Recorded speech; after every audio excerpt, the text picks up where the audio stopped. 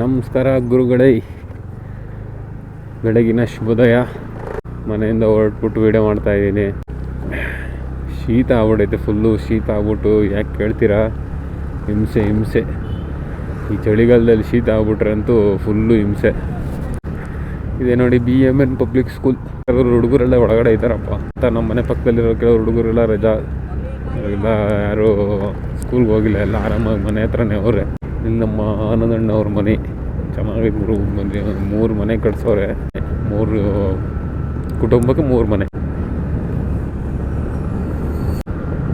ಎಲ್ಲರಿಗೂ ಡ್ರಾಪ್ ಕೊಡೋಕ್ಕಾಗಲ್ಲ ಗುರು. ಮತ್ತು ಇವತ್ತೇನೋ ಹೇಳ್ಬೇಕಂತ ಅಂದ್ಕೊಂಡೆ ಮರ್ತೆ ಹೋಯ್ತು. ಆಲ್ಮೋಸ್ಟ್ ಎಲ್ಲರೂ ವೀಡಿಯೋ ಮಾಡ್ತಾ ಇರೋದು ನೋಡ್ತಾ ಇರ್ತಾರೆ. ಇವತ್ತೇ ಗುರು ಒಳ್ಳೊಳ್ಳೆ ಫಿಗರ್ಗಳು ನೋಡ್ತಾ ಇರೋದು ಇಷ್ಟು ದಿವಸಕ್ಕೆ. ನೀನು ವೀಡಿಯೋ ಮಾಡ್ತಾಯಿದ್ದೀನಿ ಅಂತ ಎಲ್ಲ ಸಿಗ್ತಾವ್ರ. ಇದು ಹೆಗಡ ದೇವನಪುರ. ನಾವು ಶಾರ್ಟ್ ಫಾರ್ಮಲ್ಲಿ ಹೆಗಡದಂಪ್ರ ಅಂತೀವಿ, ಇಲ್ಲ HD ಪುರ ಅಂತೀವಿ. ಶೀತ ಆಗ್ಬಿಟ್ರೆ ಸಾಕು ರೀ ಅಪ್ಪ, ಹಿಂಸೆ ಅಂದರೆ ಹಿಂಸೆ. ಇದೊಂದು ನನಗೆ ಹೆವಿ ಟಾರ್ಚರ್.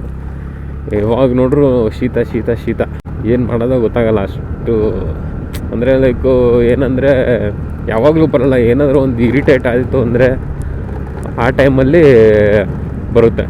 ಯಾವಾಗಲೂ ನನಗೆ ಈ ಶೀತ ಆಗಲ್ಲ. ಇವಾಗ ಮುಂಚೆ ಎಲ್ಲ ಲೈಕು ಏನಂದರೆ ಎನಿ ಟೈಮ್ ಶೀತ ತಲೆನೋವು ಇದೇ ಇರ್ತಿತ್ತು. ಇವಾಗ ಹಂಗಿಲ್ಲ. ಇವಾಗ ಸ್ವಲ್ಪ ಶೀತ ಅನ್ನೋದು ಕಮ್ಮಿ ಆಗಿದೆ.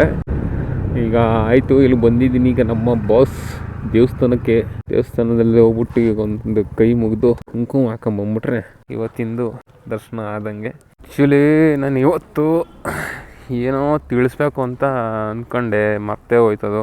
ಅನ್ಸುತ್ತೆ, ಏನು ಮಾಡೋಕ್ಕಾಗಲ್ಲ. ಟೆನ್ಷನ್ ಜಾಸ್ತಿ ಇದ್ದಾಗ ಎಲ್ಲ ಮರ್ತೋತೀವಂತೆ. ನನ್ನ ಲೈಫಲ್ಲೂ ಅಷ್ಟೇ, ಎಲ್ಲ ಬರೀ ಟೆನ್ಷನೇ ಜಾಸ್ತಿ. ನನಗೆ ಏನೇನೋ ಟೆನ್ಷನ್ ಐತೆ ಗುರು ಲೈಫಲ್ಲಿ. ನನಗಿಂತ 1 ವರ್ಷ ಚಿಕ್ಕವಳು ನನ್ನ ತಂಗಿ. ಅವಳಿಗೆ ಮದುವೆ ಮಾಡಿಸ್ಬೇಕು. ಆ ಮದುವೆ ಮಾಡಿಸೋದ್ರಲ್ಲದೆ ಎಲ್ಲಿ ಮದುವೆ ಮಾಡಿಸೋದು ಏನು ಚಿಂತೆ. ಬಿಕಾಸ್ ಊರಲ್ಲಿ ಯಾವುದೋ ಮನೆ ಮಠ ಯಾವುದೂ ಇಲ್ಲ. ಅಲ್ಲಿ ಏನು ಜಾಗನೂ ಇಲ್ಲ, ಬದನೆಕಾಯಿ ಏನೂ ಇಲ್ಲ. ಇನ್ನು ಊರಿಗೆ ಹೋದರೆ ಊರಿಗೆ ನಾವು ಹೋಗಿ ಜಾಗ ತಗೊಂಡು ಮನೆ ಕಟ್ಟಿಸ್ಬೇಕು. ಆ ಜಾಗ ತಗೊಳಕ್ಕೆ ದುಡ್ಡು ಮಾಡಬೇಕು, ಅದಕ್ಕೆ ದುಡ್ಡು ಬೇಕು. ಜಾಗ ತಗೊಂಡು ಮನೆ ಕಟ್ಸೋಕ್ಕೆ ದುಡ್ಡು ಬೇಕು. ಮತ್ತು ನನ್ನ ತಂಗಿ ಮದುವೆಗೆ ಮಾಡೋಕ್ಕೆ ದುಡ್ಡು ಬೇಕು. ಒಟ್ಟಿನಲ್ಲಿ ಎಲ್ಲದಕ್ಕೂ ದುಡ್ಡು ಬೇಕು. ಏನು ಮಾಡೋದು ಗೊತ್ತಾಗಲ್ಲ, ತಲೆ ಕೆಟ್ಟೋಗ್ಬಿಡೈತೆ ಎಲ್ಲ. ಮುಂಚೆನೇ ತುಂಬ ಪ್ಲ್ಯಾನ್ ಇದ್ದಿತ್ತು ಬಿಸ್ನೆಸ್ಗೆ, ಆ ಬಿಸ್ನೆಸ್ ಈ ಬಿಸ್ನೆಸ್ ಅಂತ. ನಮ್ಮ ಮನೆಯಲ್ಲೇ ಯಾವುದಕ್ಕೂ ಸಪೋರ್ಟ್ ಮಾಡಲಿಲ್ಲ. ಅವ್ರು ಮೇ ಬಿ ಸಪೋರ್ಟ್ ಮಾಡಿದರೆ ಇವಾಗ ನಾನು ಈ ಫೀಲ್ಡಿಗೆ ಬರ್ತಿದ್ದೆ ಅಂತಾನೆ ಅಂದ್ಕೊಂಡೇ ಇರಲಿಲ್ಲ. ನಾನು ಟ್ಯಾಟೂ ಫೀಲ್ಡಿಗೆ ಬರ್ತೀನಿ ಅಂತ ಅಂದ್ಕೊಂಡೇ ಇರಲಿಲ್ಲ. ಕೊನೆಗೂ ಟ್ಯಾಟೂ ಫೀಲ್ಡಿಗೆ ಬಂದೆ. ಏನು ಮಾಡಲಿ, ಏನೂ ಮಾಡೋಕ್ಕಾಗಲ್ಲ. ಇನ್ನೂ ಸ್ಟಾರ್ಟಿಂಗು, ಇನ್ನೂ ಪಬ್ಲಿಸಿಟಿ ಆಗಬೇಕು. ಪಬ್ಲಿಸಿಟಿ ಎಲ್ಲ ಆಗಬೇಕು ಅಂದರೆ ಅವ್ರನ್ನೆಲ್ಲ ಕರೆಸ್ಬಿಟ್ಟು ಪಬ್ಲಿಸಿಟಿ ಮಾಡಬೇಕು. ಅವ್ರನ್ನೆಲ್ಲ ಕರೆಸ್ಬೇಕು ಅಂದರೆ ದುಡ್ಡು ಬೇಕು ಅಂದರೆ ಪಬ್ಲಿಸಿಟಿ ಆಗಬೇಕು. ನನ್ನ ಪರಿಸ್ಥಿತಿ ಹಂಗೆ. ಪಬ್ಲಿಸಿಟಿ ಆದ್ರೇ ಜನ ಬರೋದು. ಈ ಥರ ಒಟ್ಟಿನಲ್ಲಿ ನಂದು ಒಂಥರ ಸೈಕಲ್ಲು. ಏನು ತುಳಿದಾಗ ಹೆಂಗೆ ಮುಂದೆ ಹೋಗ್ತಾ ಇರ್ತದೋ, ತಿರುಗ್ತಾ ಇರ್ತದೆ ಟೈರು, ಹಂಗೆ ನಂದು ಲೈಫು ಅಷ್ಟೇ. ತಿರುಗ್ತಾ ಐತೆ ಅಷ್ಟೇ, ಒಂದೇ ಜಾಗದಲ್ಲಿ ಐತೆ, ತಿರುಗ್ತಾ ಇರ್ತದೆ. ಯಾವಾಗ ಬ್ರೇಕ್ ಸಿಗ್ತದೋ, ಯಾವಾಗ ಪಂಚರ್ ಆಗ್ತದೋ, ಯಾವಾಗ ತಿರ್ಗಾ ಪಂಚರ್ ಹಾಕೊಂಡು ಸ್ಟಾರ್ಟ್ ಮಾಡ್ತೀನೋ ಗೊತ್ತಿಲ್ಲ. ಅಥವಾ ಪಂಚರ್ ಹಾಕೋಕ್ಕಿಂತ ಹೊಸ ಟೈರೇ ಹಾಕ್ಸ್ತೀನೋ ಏನಂತ ಗೊತ್ತಿಲ್ಲ. ಲೈಫ್ ಹೆಂಗೆ ಹೋಗ್ತಾ ಇರಲಿ ಅಂತ ಅಂದ್ಬಿಟ್ಟು ಹೋಗ್ತಾ ಇದ್ದೀನಿ. ಈಗೇನಾದರೂ ನಾನು ಇದನ್ನು ಬಿಟ್ಬಿಟ್ರೆ ಎಲ್ಲರ ಮುಂದೆ ಆಲ್ರೆಡಿ ಎಷ್ಟೊಂದು ಜನ ಹಿಂದೆ ಮಾತಾಡೋರು ತುಂಬ ಜನ ಇದ್ದಾರೆ. ತುಂಬ ಮಾತಾಡ್ತಾನೂ ಇದ್ದಾರೆ ಇವಾಗ್ಲೂ. ಹಿಂದೆ ಮಾತಾಡ್ತಿರೋರು ಬಾಯಿ ಮುಚ್ಚಬೇಕು. ಬಾಯಿ ಮುಚ್ಚಿದ್ರೇ ಸರಿ ಆಗೋದು. ಬಾಯಿ ಮುಚ್ಚೋ ದಿನ ಯಾವಾಗ ಬರುತ್ತೆ ಅಂತ ಕಾಯ್ತಾ ಇದ್ದೀನಿ. ಇನ್ ಕೇಸ್ ಈ ವಿಡಿಯೋ ಏನಾದರೂ ನೋಡಿದ್ರೆ ಅವ್ರಿಗೆ ಗೊತ್ತಾಗಿರ್ತದೆ ಅವರೇ ಅಂತ ಅಂದ್ಕೊಂಡಿರ್ತಾರೆ. ಗೊತ್ತಾಗೋಕ್ಕಿಂತ ಅಂದ್ಕೊಂಡಿರ್ತಾರೆ, ನಾವೇನೆ ನಮಗೆ ಹೇಳ್ತಾರದು ಅಂದ್ಕೊಂತಾರೆ. ಬಿಕಾಸ್ ನನ್ನ ಹತ್ರ ಯಾರೂ ಮಾತಾಡೋಲ್ಲ, ಎಲ್ಲ ಹಿಂದೆ ಮಾತಾಡೋದು, ಇಲ್ಲ ನಮ್ಮ ಅಪ್ಪ ಅಮ್ಮ ಹತ್ರ ಮಾತಾಡೋದು, ಇದೇ ಮಾಡೋದು. ಅದಕ್ಕೆ ನಮ್ಮ ಲೈಫ್ ನಮ್ಗೆ ಹೆಂಗೆ ಬೇಕೋ ಹಂಗೆ ಮಾಡೋಕ್ಕೆ ಯಾರು ಬಿಡಲ್ಲ ಗುರು. ಫಸ್ಟ್ ಆಫ್ ಆಲ್ ಸಂಬಂಧಿಕರೇ ಎಲ್ಲ ಆಲ್ಮೋಸ್ಟು. ಒಬ್ರು ಬೆಳೀತಾರಂದರೆ ಒಬ್ರನ್ನ ಕೆಳಗೆ ಇಳಿಸೋಕೆ ರೆಡಿ ಆಗಿರ್ತಾರೆ ಅನ್ನಿಸ್ತದೆ. ಅಂಥ ಜನ ಯಾವುದೇ ವಿಷಯದಲ್ಲಿ ಯಾವುದಲ್ಲೂ ನಂಬಲೇಬಾರ್ದು ಸಂಬಂಧಿಕರ. ನನ್ನ ಎಕ್ಸ್ಪೀರಿಯನ್ಸ್ ಇದು. ನಾವು ವಿಡಿಯೋದಲ್ಲಿ ಹೇಳಿದೆ, ಧೂಳು ತೋರಿಸಿ ನೋಡ್ರಿ ರೋಡ್ ಹೆಂಗಿರ್ತದೆ ಅಂತ. ನೋಡ್ರಿ ಇದೇ ರೋಡಲ್ಲಿ ಹಿಂಗೆ ಕಾಪಟ್ಟೆ ಧೂಳು. ನೆಮ್ಮದಿಯಾಗಿತ್ತು ಮುಂಚೆ. ಇದೆಲ್ಲ ಮಣ್ಣು ಹಾಕ್ಬಿಟ್ಟು ಹಾಳು ಮಾಡಿ ಹಾಕ್ಬಿಟ್ರು. ಅವ್ರು ಹಾಕಿದ್ದು ಯಾರು ಹಾಕಿದ್ದು ಅಂತಲೇ ಗೊತ್ತಿಲ್ಲ. ಅಲ್ಲೊಂದು ಟ್ಯಾಂಕರ್ ಕಟ್ತವ್ರೆ, ಅವರು ಹಾಕಿದ್ದು ಇಲ್ಲ ಆ ಕಡೆ ಇಲ್ಲಿ ಮನೆ ಕಟ್ತಿದ್ರು ಅವ್ರು ಹಾಕಿದ್ದು ಒಂದೂ ಗೊತ್ತಿಲ್ಲ. ಫುಲ್ಲು ಹಾಕಿ ಎಲ್ಲ ಇದು ಮಾಡಿ ಹಾಕ್ಬಿಟ್ರು. ಯಪ್ಪ ಏನು ಸಣ್ಣಗೈತೆ ಅಮ್ಮ.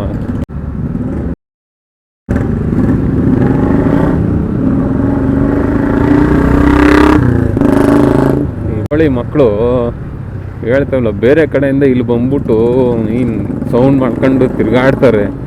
ನಾವೇ ಇಲ್ಲಿರೋರು ನಾವು ಯಾರಿಗೂ ಸೌಂಡ್ ಮಾಡಲ್ಲ, ಯಾರಿಗೂ ತೊಂದರೆ ಕೊಡಲ್ಲ. ಬೇರೆಯವ್ರು ಬರ್ತಾರೆ, ಈ ನಾರ್ತ್ ಸೈಡು, ಈ ಕೇರಳದವರು, ಇವರೆಲ್ಲ ಬರ್ತಾರೆ. ಬಂದ್ಬಿಟ್ಟು ಇಲ್ಲಿ ದೊಡ್ಡ ಇವರು ನಮ್ಮದೇ ಇದು ಅನ್ಕೊಂಡ ಥರ ಆಡ್ತಾರೆ.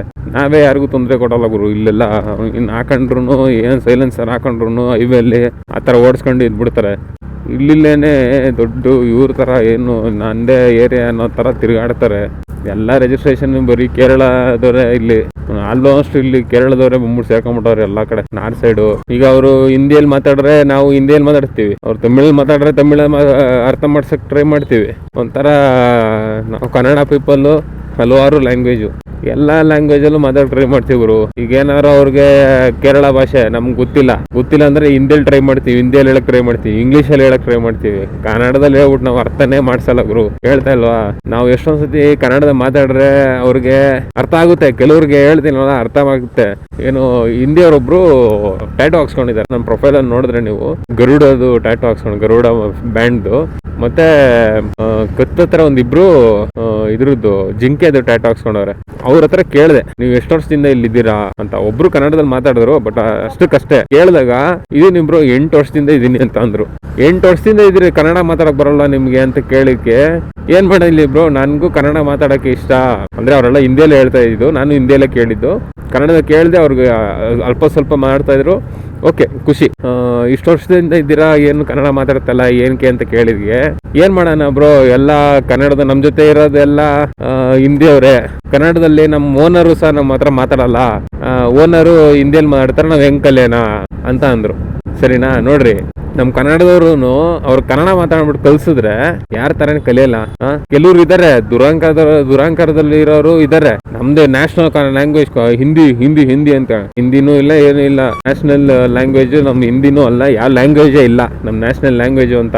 ಎಲ್ಲಾ ಭಾಷೆಗೂ ಮಿಗಿಲಾಗಿರೋದು ನಮ್ಮ Kannada, queen of every language, all language. ಅದು ನಮ್ಗೆ ಇಂಗ್ಲೀಷ್ ಅಷ್ಟಕ್ಕಷ್ಟೇ, ಕನ್ನಡ ಗೊತ್ತೈತೆ ಸಾಕು. ನಮ್ಗೆ ಕನ್ನಡದ ಮಾತಾಡ್ತಿದೀವ, ಎಕ್ಸ್ಪ್ಲೇನ್ ಮಾಡ್ತಿದೀವ, ಅದ್ರ ಬಗ್ಗೆ ಅಷ್ಟೇ ಸಾಕು. ಕೊನೆಗೂ ನಮ್ ಸ್ಟುಡಿಯೋ ಬಂದೇ ರೀ. ಸ್ವಲ್ಪ ಆದ್ರೂ ಏನೋ ಮುಜುಗಾರ ಮಾತಾಡಕ್ಕೆ. ಅವ್ರು ಇರ್ತಾರೆ, ಇವ್ರು ಇರ್ತಾರೆ ಅಂತ ಅಂದ್ಬಿಟ್ಟು ಒಂಥರ ಏನೋ ಮುಜುಗಾರ ಗುರು ಮಾತಾಡಕ್ಕೆ. ಏನಂತ ಗೊತ್ತಿಲ್ಲ, ಅದನ್ನ ಸ್ವಲ್ಪ ಸಾಲ್ಟ್ ಔಟ್ ಮಾಡ್ತೀನಿ. ಏನ್ ಅನ್ಕಂತಾರ ಅಂತಾನೋ ಏನಂತ ಗೊತ್ತಿಲ್ಲ. ಸರಿ, ಇವಾಗ ನಾನು ಸ್ಟುಡಿಯೋ ಹತ್ರ ಬಂದೆ ಇರ್ತೀನಿ.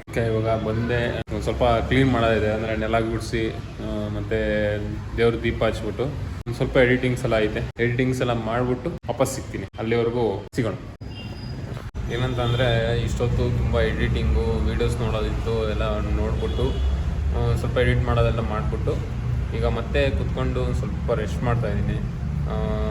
ರೆಸ್ಟ್ ಮಾಡಿಬಿಟ್ಟು ಮತ್ತೆ ತಿರ್ಗಾ ಏನಂದರೆ ಬುಕ್ ಓದ್ತಾ ಇದ್ದೀನಿ. ಆ್ಯಕ್ಚುಲಿ ಅವ್ರು ಬರ್ತಿದ್ದು ಚೇತನ್ ಭಗತ್ ಅವರು. ಏನಂತಂದರೆ 11 ರೂಲ್ಸ್ ಫಾರ್ ಲೈಫ್ ಇದೆ ನೋಡಿ, ಅದು ಬುಕ್ಕು 11 ರೂಲ್ಸ್ ಫಾರ್ ಲೈಫ್. ಇದನ್ನು ತುಂಬ ಚೆನ್ನಾಗಿದೆ, ಸ್ಟೋರಿನೂ ಚೆನ್ನಾಗಿದೆ. ಏನೇನು ನಮ್ಮ ಲೈಫ್ ಏನೇನು ಅಳವಡಿಸ್ಕೊಬೇಕು ಅದೆಲ್ಲ ಪ್ರತಿಯೊಂದು ಇದೆ. ನಾನು ಆಲ್ರೆಡಿ ಈಗ ಓದಿ ಇದು 5ನೇ ದಿವಸ ಕಂಟಿನ್ಯೂ ಓದೋಕ್ಕಾಗಿಲ್ಲ. ಒಂದು 4 ದಿವಸ ಕಂಟಿನ್ಯೂ ಓದಿದ್ದೆ. 2 ದಿವಸ ಗ್ಯಾಪ್ ಆಯಿತು, 2-3 ದಿವಸ ಗ್ಯಾಪ್ ಆಯಿತು. ಬಿಕಾಸ್ ಒಂದು ಸ್ವಲ್ಪ ಕೆಲಸ ಇತ್ತು, ವರ್ಕ್ ಬಂತು, ಆ ಥರ ವರ್ಕೆಲ್ಲ ಬಂದಾಗ ಸ್ವಲ್ಪ ಓದೋಕ್ಕಾಗಲ್ಲ, ಅದೊಂದು ಪ್ರಾಬ್ಲಮ್ಮು. ಸೊ ಅಷ್ಟೇ, ಇನ್ನೇನಿಲ್ಲ. ಸ್ವಲ್ಪ ಓದ್ತಾ ಇದ್ದೀನಿ. ಇದು ಇನ್ನೂ ತುಂಬ ಇಷ್ಟು ಪೇಜ್ ಇದೆ. ಇನ್ನು ಇಷ್ಟು ಪೇಜ್ ಮುಗಿಸೋ ಅಷ್ಟರಲ್ಲಿ ಒಂದು ಏನಿಲ್ಲ ಅಂದರೂ ಕಂಟಿನ್ಯೂ ಹೋದರೆ 10 to 15 ಡೇಸ್ ಆಗುತ್ತೆ ಅನ್ಸುತ್ತೆ. ನಾನು ಜಾಸ್ತಿ ಓದಲ್ವಲ್ಲ, ಹೋದರೆ 1 hour 2 hour ಓದಿದ್ರೆ ಮ್ಯಾಕ್ಸ್ ಅಂದರೆ 1-1.5 hour ಅಷ್ಟೇ. 2 hour ಹೋಗೋದು ಡೌಟು. ನೋಡೋಣ, ಆದಷ್ಟು ಮುಗ್ಸೋಕ್ಕೆ ಟ್ರೈ ಮಾಡ್ತೀನಿ. ಬಿಕಾಸ್ ಏನಕ್ಕೆ ಇದನ್ನು ಓದ್ತಾ ಇದ್ದೀನಿ ಅಂದರೆ, ನಮ್ಮ ಲೈಫಲ್ಲಿ ಈ 11 ರೂಲ್ಸ್ನ ಅಳವಡಿಸ್ಕೊಂಡ್ರೆ ನಮ್ಮ ಲೈಫು ಚೆನ್ನಾಗಿರುತ್ತೆ ಅನ್ನೋ ಒಂದು ವಿಷಯಕ್ಕೋಸ್ಕರ ಇದನ್ನು ಓದ್ತಾ ಇದ್ದೀನಿ. ಮತ್ತು ಇದು ನಾನು ಸಜೆಸ್ಟ್ ಮಾಡಿದ್ದು ಅಂತ ಅನ್ನೋಕ್ಕಾಗಲ್ಲ. ನಾನು ಒಬ್ಬರು ಯೂಟ್ಯೂಬರು ಇನ್ಸ್ಟಾಗ್ರಾಮು ಎಲ್ಲ ಇದ್ದಾರೆ. ಅವರು ಓದ್ತಿದ್ದ ಬುಕ್ಕನ್ನ ತಗೊಂಡು ಅಳವಡಿಸ್ಕೊಂಡು ಓದ್ತಾ ಇದ್ದೀನಿ. ನನ್ನನ್ನು ಅಳವಡಿಸ್ಕೊಂಡು ಓದ್ತಾ ಇದ್ದೀನಿ. ಏನಕ್ಕಂದರೆ ಅವ್ರ ಲೈಫಲ್ಲೂ ಏನಾಗಿತ್ತೋ ಸೇಮ್ ನನ್ನ ಲೈಫಲ್ಲೂ ಹಂಗೆ ಆಗಿದ್ದು. ಅದಕ್ಕೋಸ್ಕರ ಅವ್ರ ಥರ ನಾನು ಚೇಂಜ್ ಆಗಬೇಕು ಅನ್ನೋ ಒಂದು ಇನ್ಸ್ಪಿರೇಷನ್ ಅಷ್ಟೇ. ಅದಕ್ಕೋಸ್ಕರ ವಿಡಿಯೋ ಮಾಡ್ತಾಯಿದ್ದೀನಿ, ಅದಕ್ಕೋಸ್ಕರ ಇದು ಓದ್ತಾ ಇದ್ದೀನಿ. ಆಯಿತು, ಇವಾಗ ಓದಿದೆ ಸ್ವಲ್ಪ. ಇದೊಂದು ಏನಂದರೆ 2ನೇ ರೂಲ್ ನಂಬರ್ 2ನ ಓದಿದೆ. ಓದಾಯಿತು. ಇನ್ನು ನೆಕ್ಸ್ಟ್ ಇವತ್ತು ಸ್ವಲ್ಪ ಝೊಮ್ಯಾಟೊ ಮಾಡೋಣ ಅಂತ ಪ್ಲ್ಯಾನ್ ಮಾಡ್ತಾಯಿದ್ದೀನಿ. ಝೊಮ್ಯಾಟೊ ಮಾಡ್ತೀನಿ. ಝೊಮ್ಯಾಟೊಗೆ ಹೋಗ್ಬೇಕು. ಈಗ 6 ಗಂಟೆಯಿಂದ ಒಂದು 10 ಗಂಟೆ ತನಕ ಸ್ಲಾಟ್ ಬುಕ್ ಮಾಡ್ಕೊಂಡಿದ್ದೀನಿ. ಸ್ಲಾಟ್ ಬುಕ್ ಮಾಡ್ಕೊಂಡ್ರೆ ಮಾತ್ರ ನಮ್ಗೆ ಆನ್ಲೈನ್ ತೋರಿಸೋದು. ಆನ್ಲೈನ್ ತೋರಿಸ್ಬಿಟ್ಟು ನಮಗೆ ಆರ್ಡರ್ಸ್ ಸಿಗೋದು. ನೋಡೋಣ, ಇನ್ ಕೇಸ್ ಏನಾದರೂ ಅಲ್ಲಿ ವೀಡಿಯೋ ಮಾಡೋಕ್ಕಾದರೆ ವೀಡಿಯೋ ಮಾಡ್ತೀನಿ, ಇಲ್ಲಾಂದರೆ ಮಾಡಲ್ಲ. ನೋಡ್ತೀನಿ ಏನಾಗುತ್ತೆ ಏನೋ ಎತ್ತ ಅಂತ.